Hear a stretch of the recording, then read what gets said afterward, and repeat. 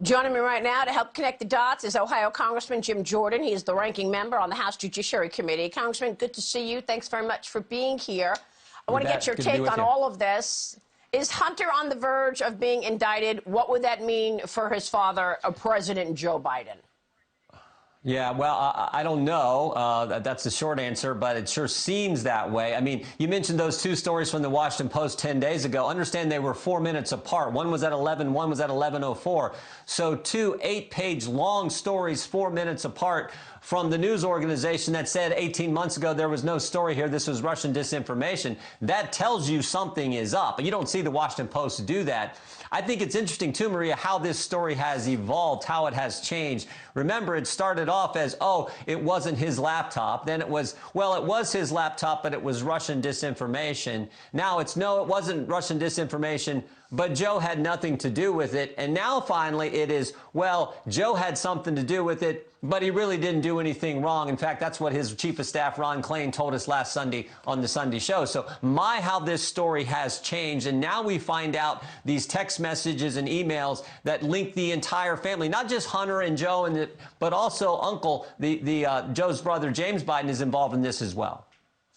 Yeah, I mean, last weekend we showed many in the media who tried to help Joe cover it up right before the election, like Chris Wallace, who interrupted President Trump when Trump was saying, look, he took $3.5 million from the Moscow mayor's wife. And Chris Wallace said, wait, no, we're not going to go there. We have more important matters to discuss. Or John Harwood over at CNN doing the same thing. But let me get into some of these emails and get your take on it. First of all, we all know of the infamous May 13th, 2017 Tony Bobolinsky email, which says the big guy, we are talking about the CEFC deal where they were all talking about who gets what equity. And in that email, it says 20 for Hunter, 20% for Hunter, and 10 held by H for the big guy. And then this morning in the New York Post, we've got more emails that indicate Hunter Biden was complaining to his daughter, Naomi,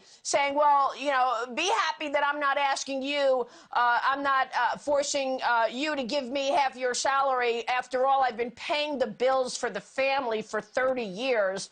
That is the dots that we are connecting, because while Hunter was taking in all of this money from foreign officials, Peter Schweitzer says $31 million alone from China, he was paying the family bills. So that tells you that this is likely a Joe Biden story, not a Hunter Biden story. Your reaction to this text that Hunter sent to his daughter: I hope you all can do what I did and pay for everything for this entire family for 30 years. It's really hard, but don't worry. Unlike Pop, I won't make you give me half your salary.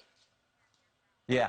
No, a couple things. One, it sure looks like Joe Biden was involved. This was a family operation, including his uncle, as I said before. Second, remember what Joe Biden said in the debates 18 months ago. He said he didn't do anything wrong, and Hunter wasn't taking money from business interests with connections to China. There are 4.8 million reasons why that statement Joe Biden made was not accurate, because we know he took $4.8 million from CEFC, the Chinese energy company. So, yeah, this ties in the entire family.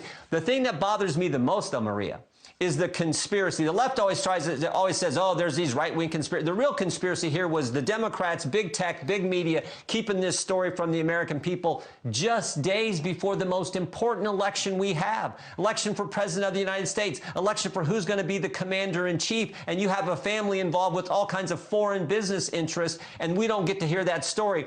And maybe the worst of it all was what 51 former intelligence officials did. That letter they wrote where they said, this has all the earmarks of a Russian disinformation campaign. That letter became the basis for big tech and big media to suppress this story and keep it from we the people in the run-up to our most important election.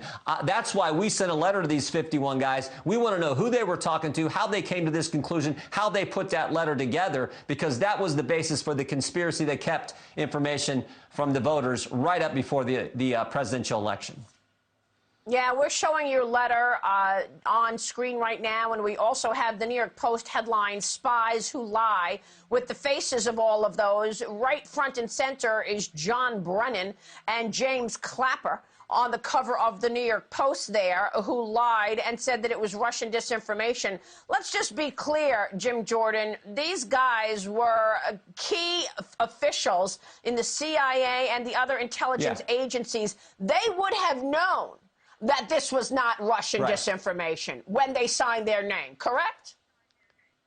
But Maria, this is it's a great point. This is what makes this so wrong and so bad. This is no different than when Adam Schiff 3 years ago came forward and said, "Oh, there is more than circumstantial evidence that President Trump colluded with Russia." We didn't think that statement was accurate at the time, but when the chairman of the Intelligence Committee goes on TV and makes that statement, he gets briefings that the American people don't get. Frankly, he gets briefings that even I, as a member of Congress, don't get. So when he says something like that, there is added weight, added emphasis put on that. Same thing with these 51 former intelligence officials. When they come out with a statement like this, you're thinking, wow, these are guys who were supposed to be in the know. They were in the know when they were in the government. And so there's added weight to that. But when they mislead us, that makes it all the more wrong. And that's why we got to get to the bottom of this, because it's happened more than once now. And this is not supposed to be that way in our great country. And that is why this program, by the way, has been so successful, because our viewers know they are going to get the truth. They are going to hear it straight. So when those 51 people signed that letter, I picked up the phone and called a sitting director of national intelligence, John Ratcliffe. And it was October of 2020 when Ratcliffe told us this.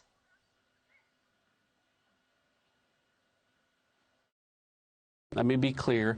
The intelligence community doesn't believe that because there's no intelligence that supports that. And we have shared no intelligence with Chairman Schiff or any other member of Congress that Hunter Biden's laptop is part of some Russian disinformation campaign.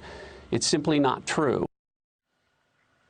So, Jim Jordan, the question becomes, you are an elected official. You are the ranking member on the Judiciary Committee. I assume that means you are going to be the chairman of the Judiciary Committee should the GOP take the majority in November. What are you going to do about this? Well, we got to investigate a number of things. This certainly needs to be investigated. And I just want to point out, Marie, you called John Ratcliffe because you were doing real journalism. You weren't just taking the line from 51 former intel officials and running with the Democrat narrative. So thank you for doing that.